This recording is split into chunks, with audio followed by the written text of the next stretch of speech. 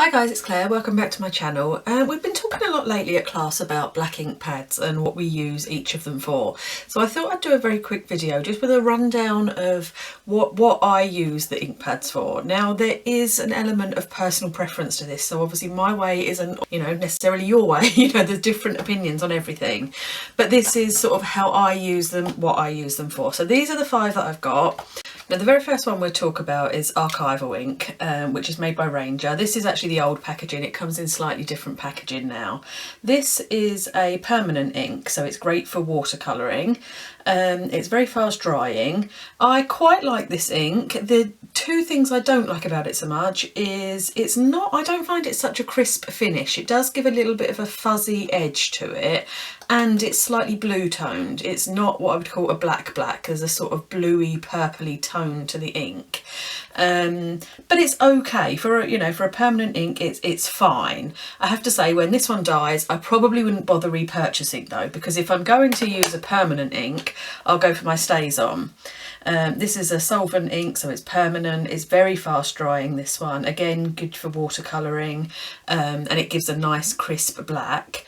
It also is very, very good because you can use this on other surfaces. It works very well on other surfaces, like if you're stamping on acetate or plastic or wood or anything else that we might be stamping on.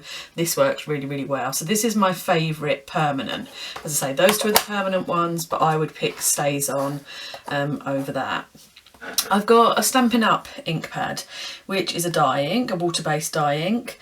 So it's non-permanent, it's quite slow drying, but it does give very good coverage. So if you're just stamping, say, a solid flower and you want a nice black solid flower, you're not going to do anything with it, you just want to stamp it, let it dry, that's it. It's really good. It's a nice, good black coverage, but it takes a while to dry. So you've got to be patient and let it dry for a little while, but that's a good one.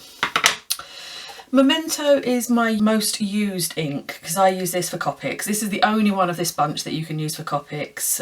It's fast drying, gives a nice solid black line, but it's not so good for a solid flower stamp. Like I just said about using the black for something that's solid, so, like a solid flower. I wouldn't use Memento for that. It doesn't give quite such a solid coverage, but obviously I'm normally using this with my Copics, therefore I'm stamping, a teddy or a girl or whatever it might be. So for colouring in, this is my all-time favourite.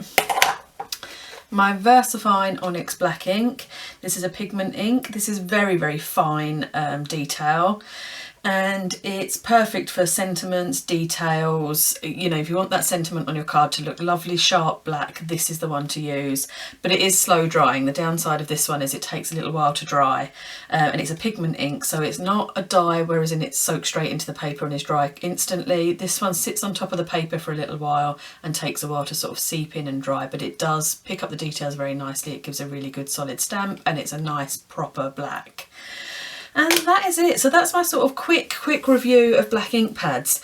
If you only wanted to buy a couple, I'd say definitely get the Memento if you use Copics, VersaFine for details, StazOn for permanent. So those would be my 3 sort of must-have ones. The Stampin' Up is nice because it gives a nice solid black. This one is okay, but my StazOn really replaces it. But yeah, so I hope that helps. Sort of a quick roundup of ink pads for you. And yeah, thanks for watching. If you like this video, please give it a thumbs up, and I shall see you again very soon. Take care, guys. Bye.